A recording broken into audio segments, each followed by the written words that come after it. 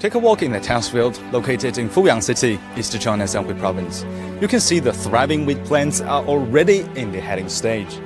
Different from average wheat plants, what scientists plant here is a space-bred variety. Follow me and let's see how a wheat seed gets a spaceship ticket and is finally bred into a high-quality variety.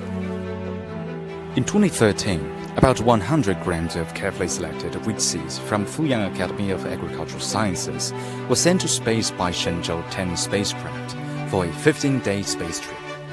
Being exposed to the cosmic radiation and microgravity, the seeds' genes were also mutated. When they returned to Earth, the seeds were planted in the test field here. A few months later, hundreds of the excellent plants were collected and sent to the coastal and plateau areas for further breeding research.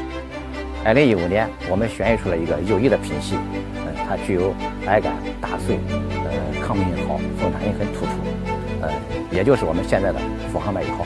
在21年的时候呢，我们就通过了安徽省的审定，给合法的进行推广种植。然后在2022年呢，我们进行了测采，它的亩产达到了811.29公斤。2022年秋种，富航麦1号呢，已经在安徽、河南、江苏。累计推广了有40万亩。